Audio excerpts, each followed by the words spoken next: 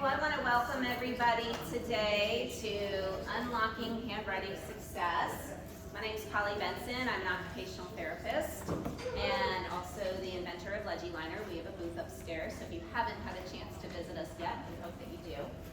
How many of you have reluctant writers in your classrooms or that you work with on a daily basis? Okay, good. Then you're in the right spot.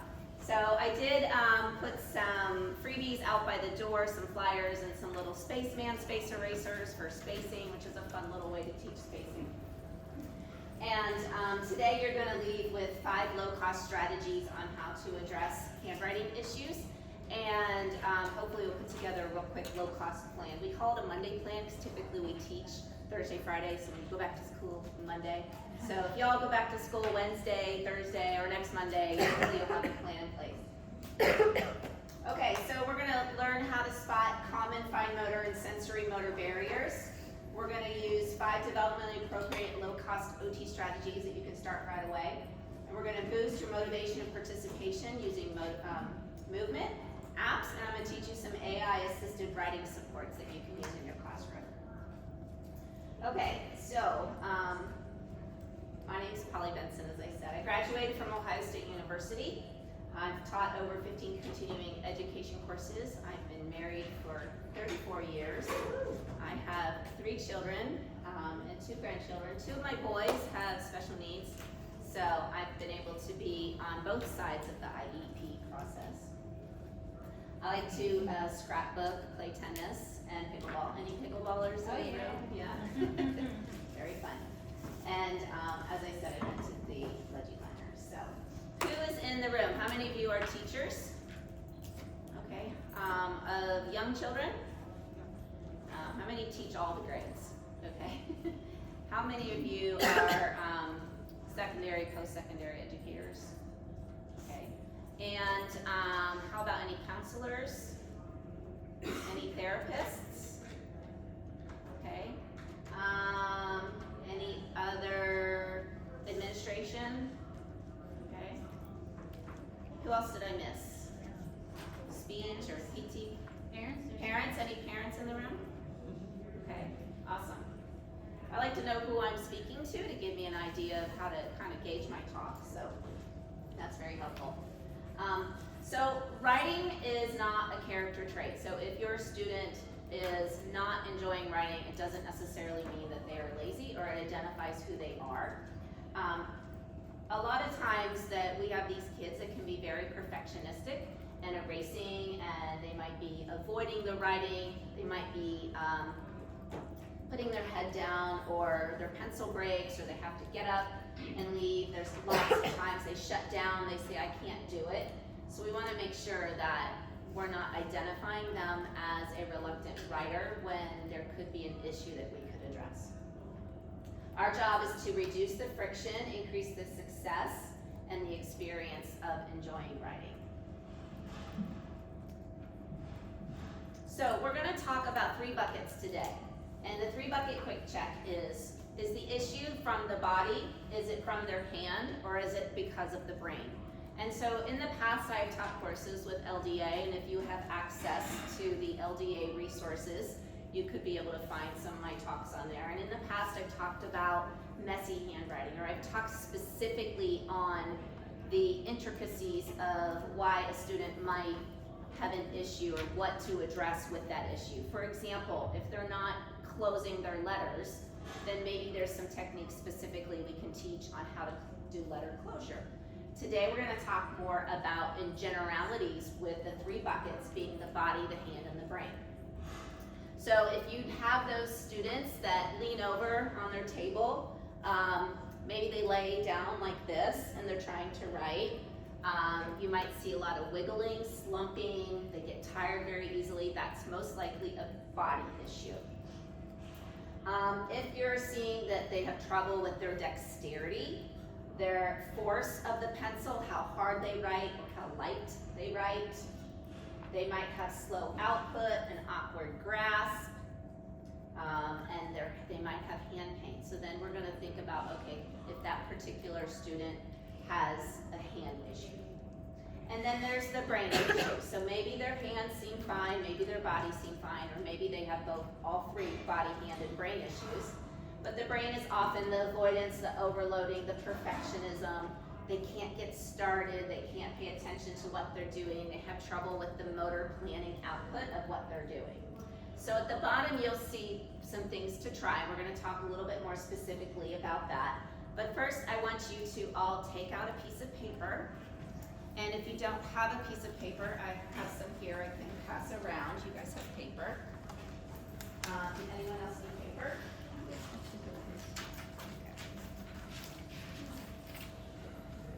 Okay, paper, anyone else? Okay, so here, new cards. Paper. Anyone else need paper? Okay. Okay, so I want you to use your non-dominant hand, and you're going to write upside down your name. Try this first.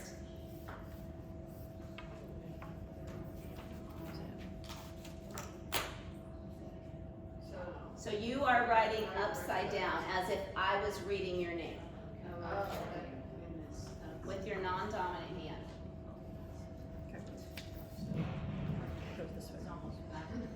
Almost backwards. You did pretty good. I do a fair amount of upside down writing. Yes. If that's too easy for you, I want you to list your students' names that you work with, that you can think of that might benefit from this program. Upside down and backwards. Yes.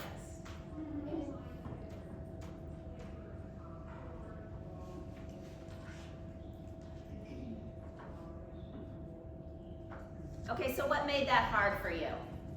Raise a hand. This is audience participation time. Well, you definitely have to think, where usually you don't. Okay. Right, it's usually automatic. Mm-hmm. Yeah, you have to think. What else? I would say the planning, but then I would know that my brain started to overload the process. Okay. Overload. Yes. Motor planning with your opposite hand. Uh-huh. How many of you got capital letters and punctuation in there? Okay. Any other issues? Any other, what else was hard? Yes. So I have a D in my name, and when I looked afterwards, I wrote it as E. Very good. Planning the vision from a different perspective, like probably a planning issue. But Yeah. I think it's a little easier because I'm used to reading upside down, being a teacher. Mhm. You know what I mean? So I think that's a little easier. A little easier if you've got some practice. Yeah. Good. Come on in, have a seat. Spot here on the end. So think about too, how does that make your confidence feel? Are you confident in like displaying that work? And would you want to go hang it on the wall and show your entire classroom what you did? So we're going to choose the smallest change to create success. Okay, so quick cues that you can teach the class for the body is your posture check. So our first strategy is posture check. You want to have the feet supported. You want to have your hips back in the seat. The forearm should be resting on the table. So let me see. These table heights aren't too bad, but if you were a kindergartner, where would your arms be? And where would your feet be? Right? They're going to be wiggling. Okay? There is a proper paper tilt. So when you're right-handed, you write uphill and you tilt to the left. When you're left-handed, you should be tilting to the right. A lot of times with younger kids, they haven't picked that hand dominance yet, so you're not sure which way to tilt the paper. And we always want to have the helper hand anchoring the paper. So that it's a bilateral activity. Something's got to hold the paper in place. It also helps to focus. So when I put my hand on the paper, I have this area that I'm looking at. When you're sitting in a chair, if there's glare, a lot of times we get kids that'll perch and they'll sit on top of their feet. So if you see a student perching, they might be trying to focus. There might be a lot of things on the walls that are distracting them. So a perch actually can help an ADHD kid focus better. Plus it grounds them. They can be on their feet and they have better stability. Can you say the paper tilt thing again? So if you're right-handed, you're tilt to the left, you write uphill. Right up And when you're left, you're gonna tilt to the right, so it's opposite. So you're gonna look at their hips, you're gonna look at the elbows, and you're gonna look at the knees and the feet. You can see in this picture that this student had really long arms and really long legs. So we gave her a pillow as well as the foot support and brought her up above the table. Okay, the second strategy is taking a minute to do a writing warm-up, which can be on vertical surface on the wall. So we're gonna have you turn around and work with partners behind you. So if you can turn around, using that paper, if you have the notebook, lay your notebook up, and I want you to practice writing on a vertical surface and feel what that feels like. Okay, so the front row turns around, you guys stay. You turn around, you stay.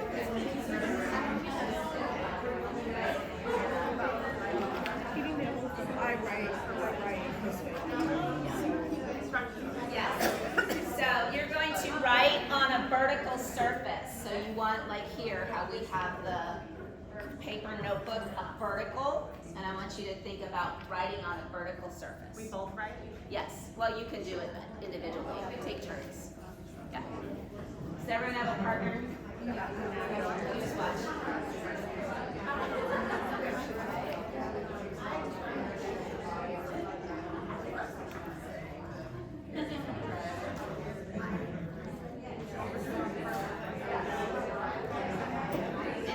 If you don't have a partner, just watch someone nearby. And go ahead and I want you to write a grocery list. Okay.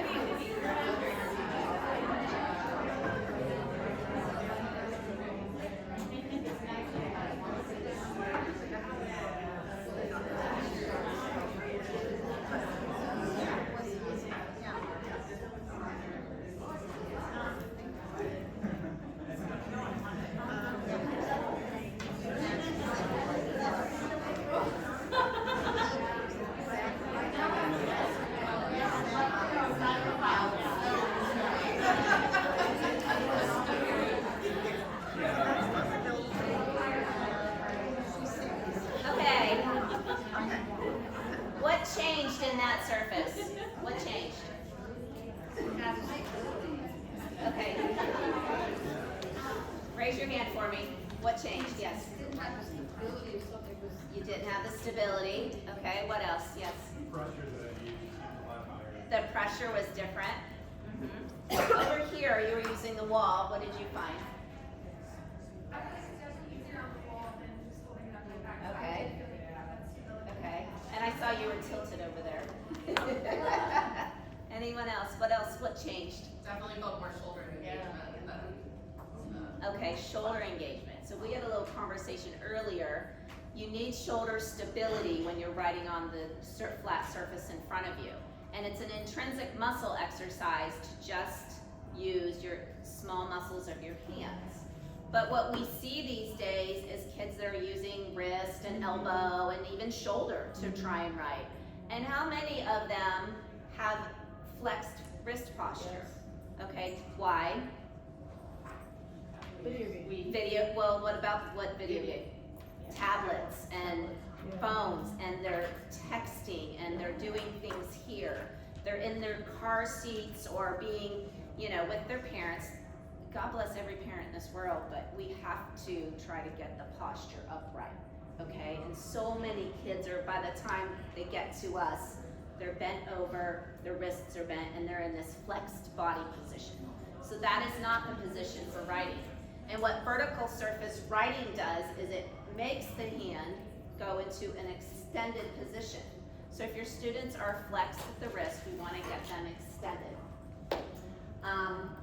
Also, because it's novel, you're going to get some better attention. So if we have a student that is reluctant, let them write on the board. Let them take some paper or their worksheet to the board. And once we can get them standing, and it's going to change their perspective, right? So if the student's at the front of the classroom and they are writing on the wall, everything else is behind them, and so we're taking away a lot of that extra distraction. Okay. Strategy 3, we're going to talk about writing sprints. So a lot of times kids that are reluctant to write think it's a very long process. So my son was very much a reluctant writer, reluctant to do homework, and he would get to the table at night and he'd come home from class and we'd get out his homework list. And so was watching him one night and he had a paper in front of him and he was supposed to be working for like 15 to 20 minutes. And so lo and behold, he gets out his paper and he's looking at it and he's trying to get started. And he could not initiate. And I was just observing him, and this is what we can do in the classroom, is observe what are they doing. Well, he went to put his name on his paper and his pencil broke. So then he had to go find another pencil. Found another pencil, sits down to write. Well, then the cat went by. So he went over and laid underneath and looking at the chair and grabbing the cat's tail, and so that was a distraction. I think the dog came by or was coming in from outside. The dog was outside. Then he got up and got to the fridge and he got a snack out, and so he's not prepared. And I come in and I'm like, how's the homework going? He's like, it's taking me forever.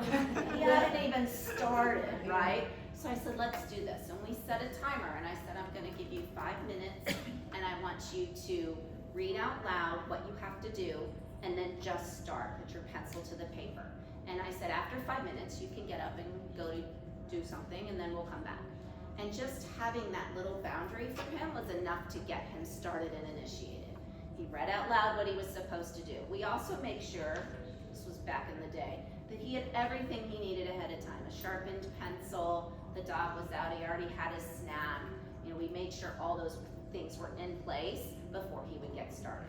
So a lot of times a thing like a timer can give them a little bit of a goal or something fun to do. So you can say, if you're a lower level student, beginner writing, we're gonna do 30 to 60 seconds and write your 5 best letters. So they can take their time and they only have to write 5 letters. It can be their name, it can be out of order, it can be any letter they want. They can pick 1 letter and write it 5 times. Okay, or if they're a little bit further along in their writing journey, then we're gonna write 1 great sentence. And if they can't compose in their brain, so I've talked about this in other talks that I've done, if they have trouble initiating, handwriting is more than just writing output. It's a cognitive process. So if they're overloaded cognitively, we want to reduce that by having them copy. So we're gonna take away the thinking skill of what am I gonna write about, and I'm gonna give you something to write about. Then you can also have them circle their 2 best letters or words, and then they can repeat the next day and try to beat their score. So things like that, we're gonna make it a little fun. And then when they have a micro goal, then they see achievement and they're gonna be more motivated to do some writing. Okay, strategy number 4 is hand gym. So this is fine motor exercises in disguise. So we go to the gym and work out, well, we have to work out our hands, right? And so some of the things we can do is have them pick up clothespins and pinching clothespins. We can have them do putty exercises. How many of you have putty in your classrooms that you work with kids? You can hide things in the putty. A lot of times I take them through 5 steps. So we're gonna squish it from a ball, make a ball of the putty, then pancake it. Then we're gonna roll it into a worm or a snake. Then we're gonna pinch it, and then we're gonna smash it back in a ball again. So those 5 steps, just repeated over and over again. Coin flips, or taking the coins and running them through the fingertips. If y'all can open up your little mini eraser, I'm gonna show you real quick another thing that you can do. So we have things called in-hand manipulation, and that's gonna work on taking that little mini eraser all the way to your tips of your fingers. Okay, so if I can put it all the way at the end, and then can I bring it all the way back down and get it under my pinky? Okay, so that's in-hand manipulation. And can you hide it under the pinky? I have 4 fingers up, it's held under my pinky. Can I get it over under the index finger and into my thumb and pinch? If you have a stack of mini erasers, you can pick it up and swirl it into your hand. So you pick up the mini erasers and you swirl them into the hand. So those are some things that are going to encourage the in-hand finger manipulation, finger isolation, and that will help to strengthen those small intrinsic muscles of the hands. You can turn coins over. So if you give them a pile of pennies and have them make them all heads up, and then once they're all heads up, then turn them over and make sure they're all heads down or tails up. You can use tweezers and pom-poms, and you can fill little bowls. I have a whole plethora of exercises on my website, and also you can get to them from the cards at our booth. And I have some QR codes at the end on the PowerPoint. So all of those QR codes, there's things called Palmer Arch. So when we have a pen or a pencil, if you're holding it in your hand, everyone hold the pencil the way that they hold the pencil. Do you see the little bowl in your hand? So that's called your Palmer Arch. So next time you're looking at a student that's having trouble writing, look at the arch space. Is it flat? Are they fisted? Do they have an open air space in their hand? Sometimes we'll see kids that use the between the fingers, okay? We'll also see kids where their writing utensil is straight up in the air and not back in the web space. So when it's straight up in the air, they may need to work on their palmar arches, and so we have palmar arch exercises that we do, different squeezes and things like that. Stickers are a great way to do arch exercises. So you can get a little, the little star stickers that are at the office, or the little tiny sheets of stickers. And how many of us peel the stickers for the kids, right? I'm guilty too. What you can do though to make it easier for them is take the backing off all the stickers, and then they can peel them themselves. Hole punches are great, make some confetti, and that's a really good hand strengthening exercise. So this strategy is for students that you see that are having difficulties with their hands, and so we want to work on the hand exercises. Okay, are there any questions so far? Okay. So the next strategy, number 5, is visual structure. So a lot of times our kids that are writing, maybe we're taught as younger children how to write on the line, how to use the dashed line. We may name the lines, top line, midline, bottom line. How many of you use sky, grass, ground, and worm line? Okay, what other words are you using? Anyone else want to share what you call the lines? Attic, floor, basement. Attic, floor, and basement. We have sometimes I use the word fence line. Whatever you want to call it, whatever you want to teach it, it's a way to teach pencil placement. So if the pencil never touches the top line, if it never touches the sky line, then it will never be tall enough. And if your pencil is not differentiating the different size lines, then your height is going to be different on your letters. So a lot of times it's as simple as teaching a strategy for them to understand what letter sizing is. So we might teach it younger, but then they were so overwhelmed with learning reading, or they might have the dyslexia or this dysgraphia and letter formation. Maybe 3rd grade, 4th grade, they're having trouble with that size differentiation and making their letters legible. So what we can do is offer them some visual structure to give them that clarity that they might need. So if you know me and you've been to my booth, you've seen the Legiliners. And so the different options you have would be like word or letter boxes. You can put 1 word per box. That can help with spacing words. We can put a letter per box.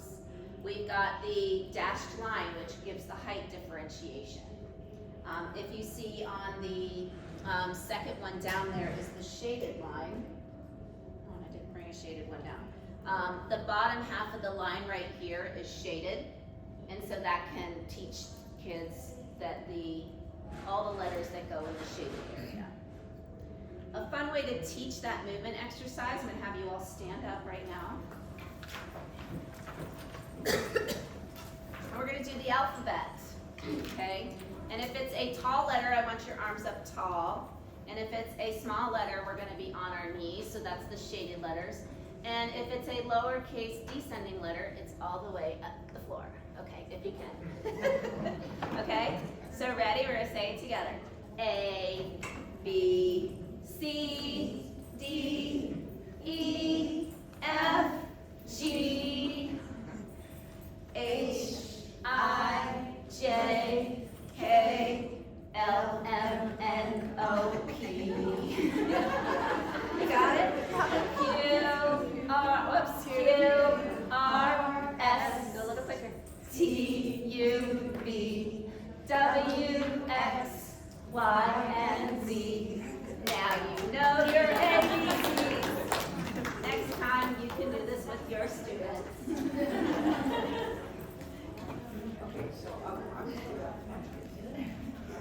So the structure that you can give them reduces their cognitive load.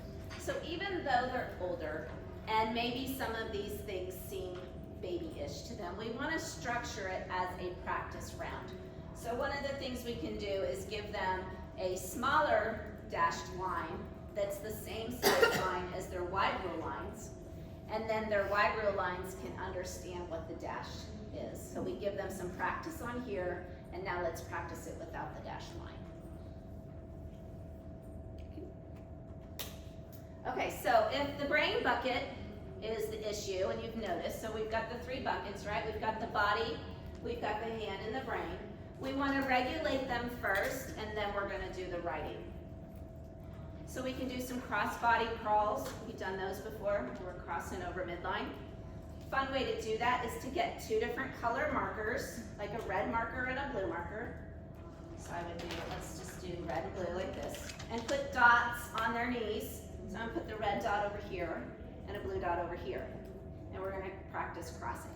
And then can we do this with turning, okay, and have them go all the way around. It's a good body-brain type of regulation. We can do desk push-ups. They can lean into the desk or wall push-ups. We can crab crawls. It's really easy to put them into transitions. So if you have the kids come in from, maybe they're going from, okay, they have to take their books that they're working on and put them away and go get an art supply or another supply and come back to the class, to their seat. Then they can do some crab walks or bear walks, or have them try to put it on their belly and carry that across the room. They've come in from outside in recess and they're wound up.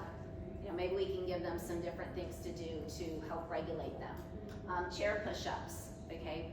Everyone put your hands on your side of your chair if you have it, and just press up. Okay, you don't have to bring your body off the ground either. You can just press and extend those arms and feel that in your shoulders, okay? And can you do it with one leg out and then the other leg out, okay? And then relax. And it's like, wow, that really woke up my shoulders, right? And so we want to try to regulate the body. There's all sorts of regulation ideas on the internet and YouTube, and how many of you use Go Noodle? There's a lot of really great things on Go Noodle you can use. We can try air writing. So if you've got a student that has trouble with reversals, we can practice the letter B in the air, and then we're going to do it on the paper. Okay, practice the letter B in the air, and then do it on the paper. We can also use apps to do that. I'm going to cover that in a minute. So write and rotate stations. Couple ways to do that. You can write, have the student write a letter or a sentence, and then they rotate the room to another chair, and then they write another sentence, and then they rotate in the room. Or if your students you don't want them to get up and move around because we need some seated time, then you can have them pass the paper and write a sentence, and pass the paper and write a sentence. So they're not making the whole story, they're just making a part of it. And even if that student that has trouble participating, they may write the same sentence on everybody's paper, but they're doing something and they're creating a story together. Did you have a question? Oh, no, sorry. Okay, just curious. I actually have a question. Yes. For air writing, I've always been under the impression that it works best when your hands are fully extended. I have a lot of kids that want to do this. So is there a way to help them, like is there a benefit to making sure that, you know, your arm is fully extended versus, you know, my elbow's gonna be pulled back and I'm just gonna write with my wrist, my Okay. hands or my feet. Do you understand what I'm trying to Yes. ask? Okay. Yes, so what you wanted, you're observing where your student is weak. If they're weak in shoulder stability, then you want them to use their shoulders. Okay. Okay, if they're tucking in their shoulder and they're good shoulder stabilizer, you know, maybe we want them to try their wrist or their elbow. Okay, then you can have the possibility of wrist. So we're trying to get them down to the point where they're just using their fingers. So, But when you're air writing, yes, you're using big motor movements to help replicate the letter formation process. And we had a conversation yesterday for a student. We talked about putting your forearms pressure on the board and then trying to write on a small piece of paper. And so how that takes away everything. You're stable, but it takes away the ability to write with the wrist and the elbow when you've got your elbows flat on the board. So it's just something to try, right? It may or may not work for your particular student, but if you can make the observation, then I've given you some ideas on ways to address it. Okay, so we want to motivate them, so we're going to stack some things that could possibly motivate them.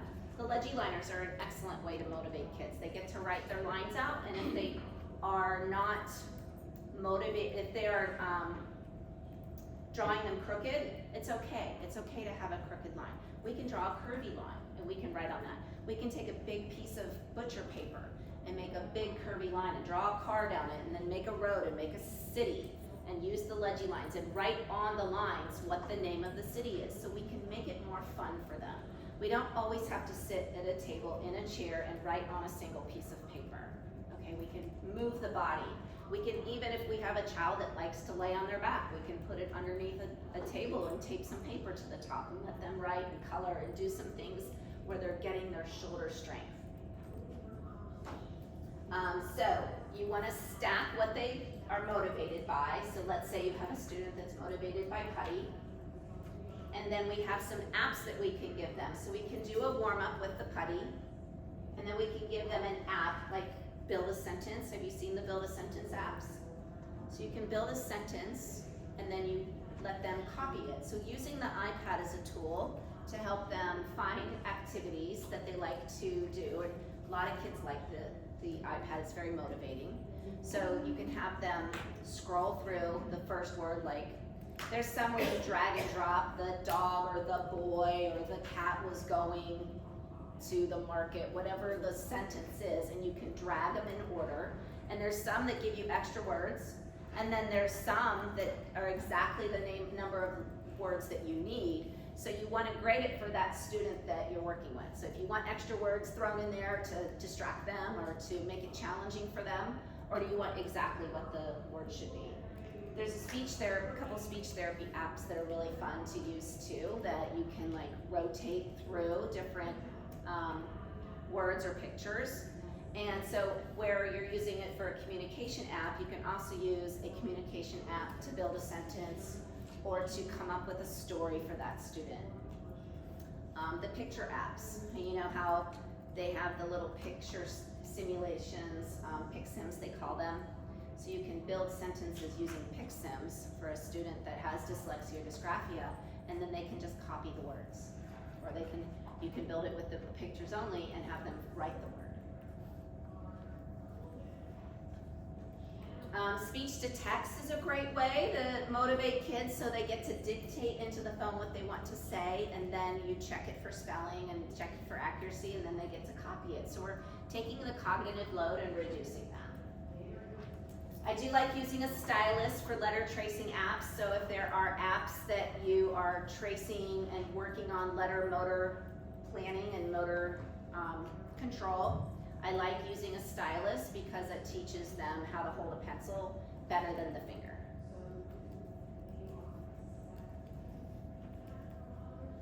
And then for AI, so we're going to talk about some different AI prompts that you can use. And this is a way to make your life easier. You can also have word banks and checklists. You can have it scramble a sentence. So you can write yourself 10 sentences and say, put this into ChatGPT or Claude or whatever AI you use and say, please scramble this sentence. And it will scramble it for you. Make sure you want it by word and not by letter. And you can also say, give me 10 sentences and I want you to these are our spelling words, and I want you to misspell my spelling words. And so now AI can design a worksheet for you that has the misspelled spelling words, and your student has to find the words and then write them correctly. Okay.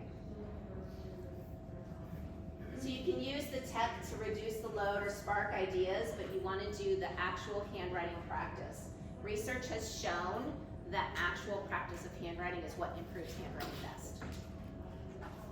So here's some AI prompts that you can use. Give me 10 sentence starters about spaceships, if your student likes spaceships, for a reluctant writer in grade 8. Okay, and so they can start some sentences for you, and then you are able to hand them that paper, and they can use, they can write the answers and the finish to the sentence.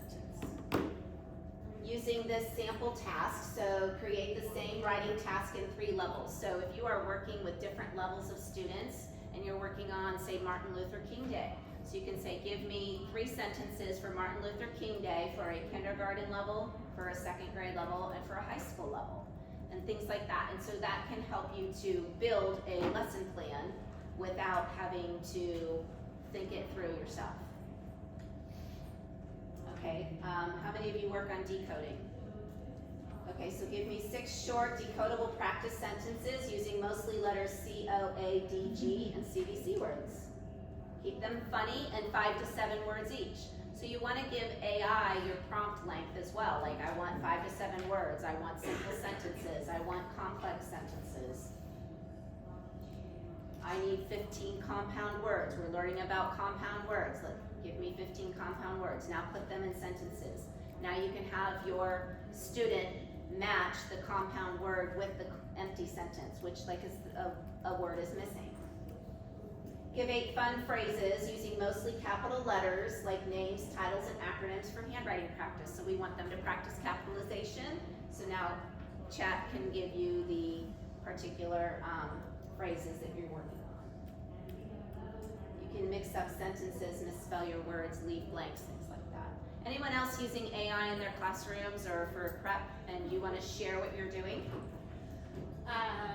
Most of the time loading in the standards, and then very broad. I teach 4 different subjects in special ed, so Okay. and some of the classes are pretty challenging. Okay, so given this Diversity. standard, or I'm working on these standards, give me sentences or give me Right. science. I'll just say concepts. I'll say, can you give me the top 4 concepts that you want to take away today? Okay, good. It's working. Yeah, It's my TA. exactly. Did you have some? No, this is not handwriting related. So. Okay. Yeah. Someone else using AI?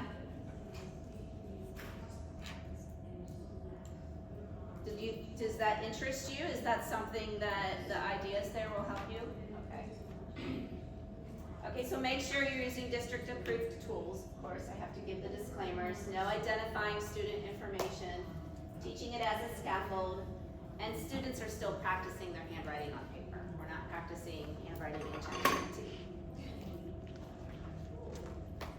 Okay, so what research is showing is that early fine motor skills, including writing, relate to later academic outcomes.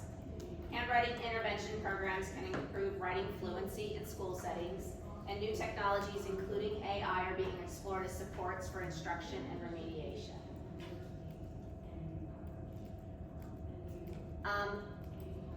I also get asked a lot about the research and what the research says with typing. So how many of you have moved on from handwriting and you're using a lot of typing and dictation? Okay, no? Okay, some. So what we see in the research shows is that when a student is typing their notes or when they're receiving dictated notes, that they're not retaining the information as well as when they're writing it. So unfortunately with dyslexia, dysgraphia, and some of the learning disabilities, we're seeing the kids are seeing it wrong more frequently, and so they're learning it wrong. But the more that we practice it the right way and the more we see it the right way, then the better they're gonna be with their spelling. So if you can dictate it and then have them copy it, that's a better strategy than having them spell, do their inventive spelling.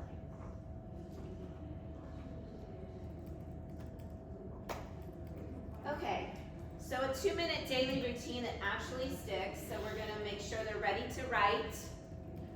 We're gonna then do some movement, body movement, cross crawls, breathing sometimes helps, and then we're gonna do the writing sprint.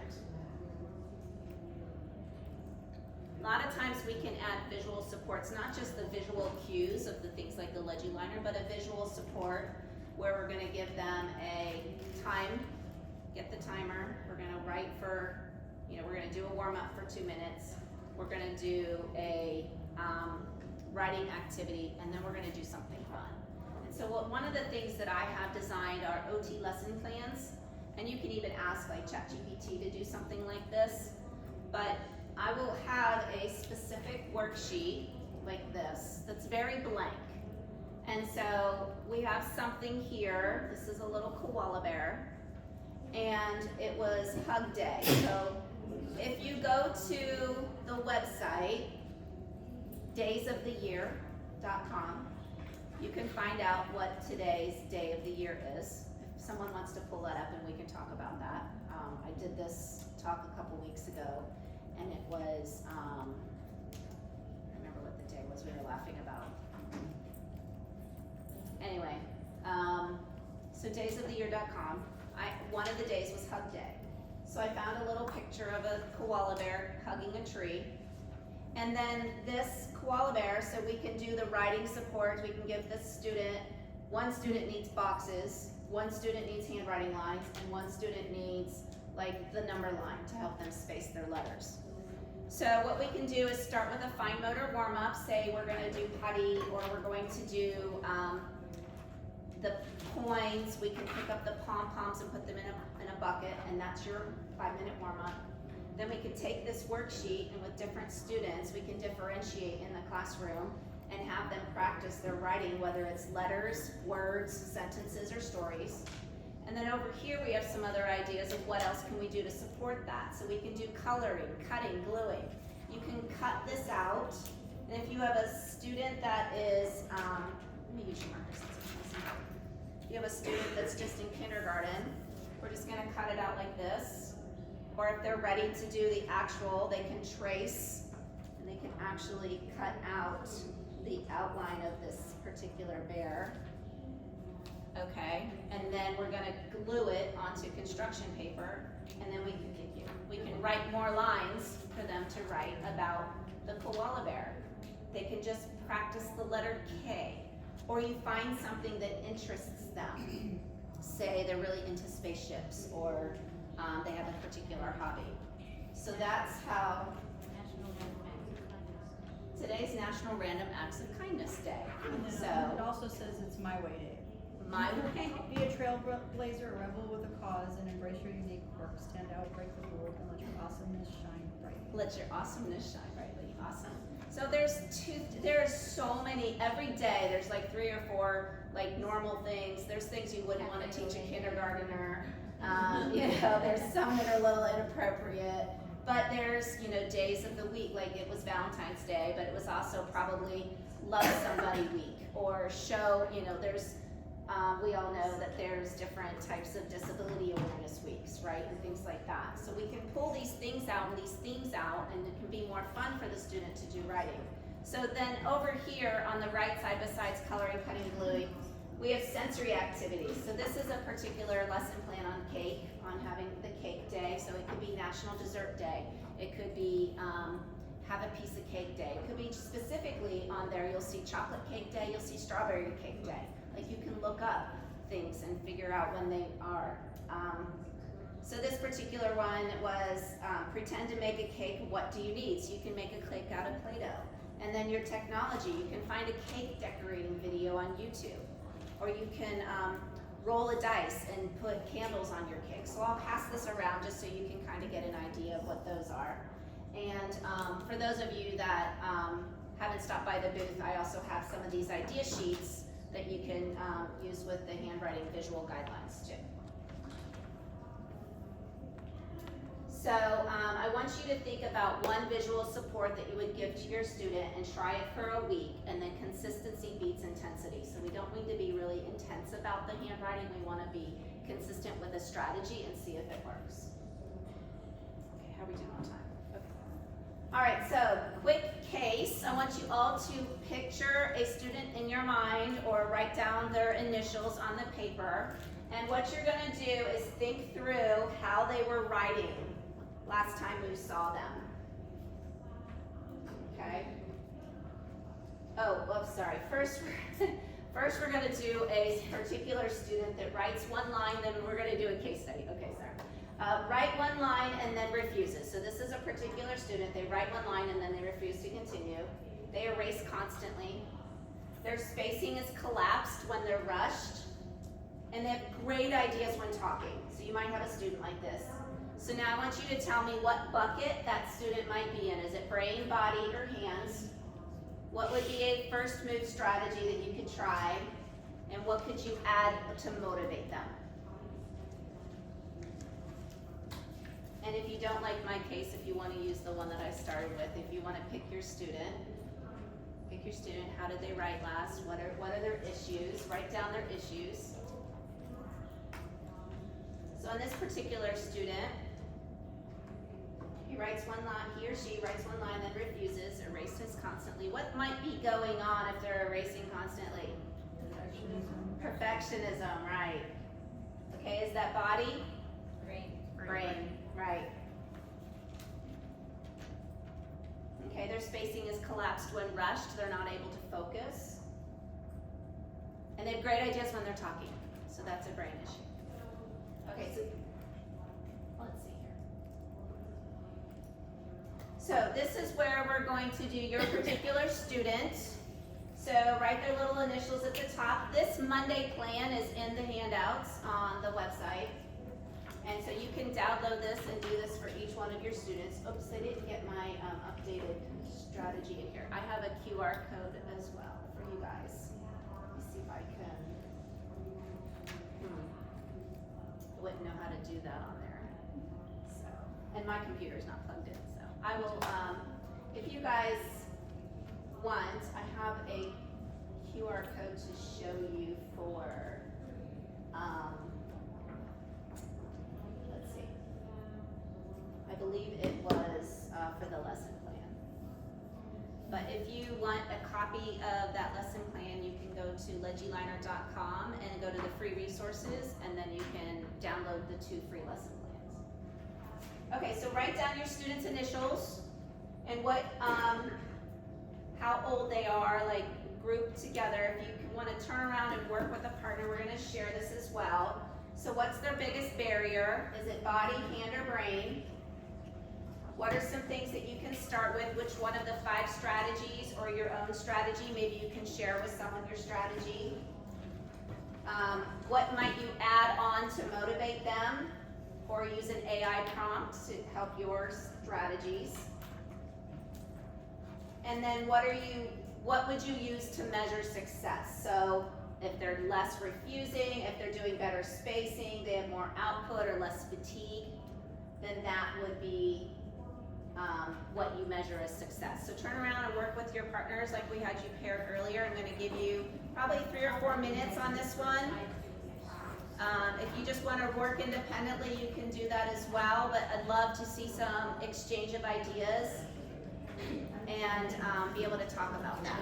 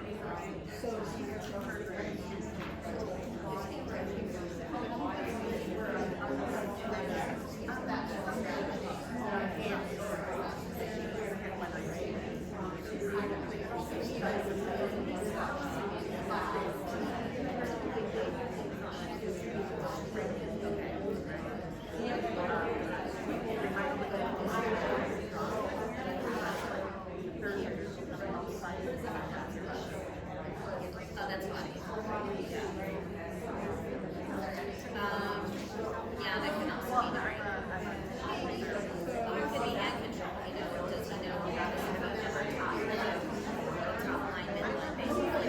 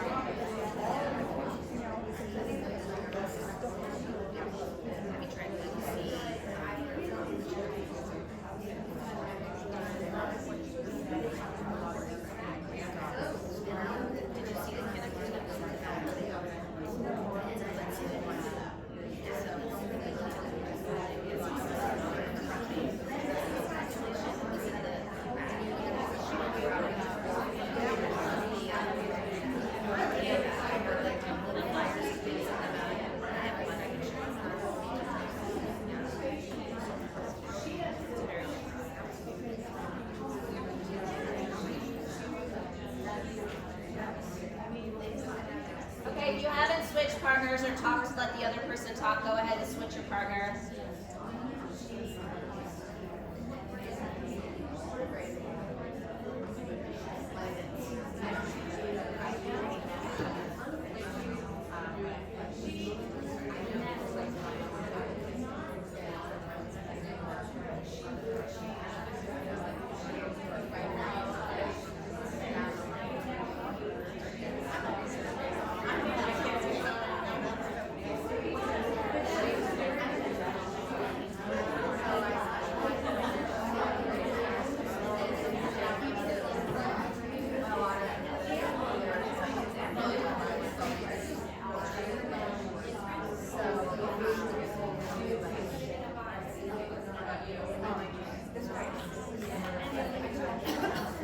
Okay, does anyone want to share?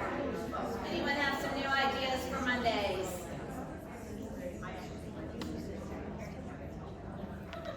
Yes. Well, I decided for the add-on, I thought my first grader would think it was really fun to do one of the apps where you do the letter tracing with a stylus. So I wanted to know, do you have a specific recommendation for that? Because I don't have an app. Yes, I like Word Wizard. Word Wizard. Word Wizard, because you can put your own words in there. Now she's working mostly on individual letters. Okay, so that I like I write is it I write words, and it does one letter at a time. I write words. I write words. There's a free version for 3-letter words. Okay. Of course, Handwriting Without Tears has one, but if the student falls off the line, then it stops. You have to start over, and kids can get very frustrated with it. There's a couple different ones, just letter tracing. You know, if you look up letter tracing app, I have some up on my resource page too, but I'm trying to think. Is it just, I'm trying to think of the one. Yeah, but I Write Words is my favorite. Okay, good to know. And writing Wizard. Okay. Okay, anyone else have a strategy or motivation or something they learned or they talked about with a partner and they're ready for Monday you want to share with the group? Anybody get stumped and have a question?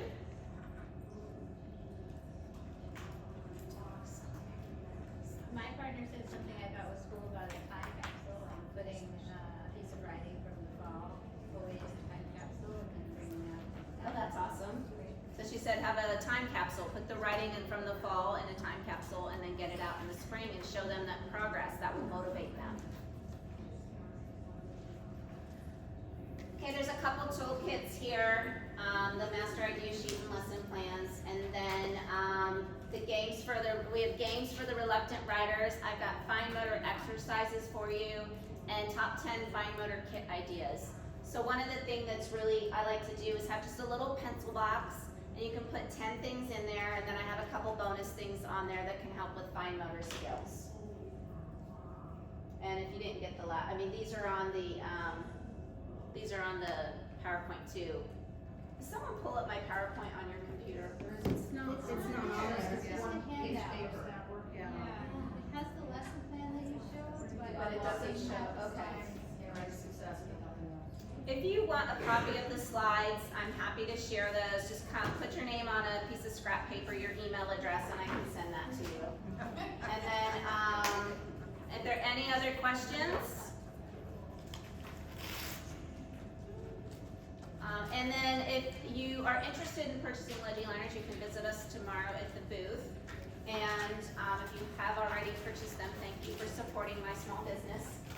If you want to follow me on Facebook, I have a community of handwriting tips and tricks and ideas. I'm also on Instagram. There's a lot of great videos on Instagram. And if you do find me, I recently, we all should feel free to promote yourself. And I was recently featured on a TV show about my little business. So it's called Legacy Makers, and it aired last week on Wednesday. So I have links to that on my website too. So I would love it if you took a look at that. Congratulations. Thank you. Thank you. And if you have personal questions or anything you want to come up afterwards, I'm here. 2 minutes.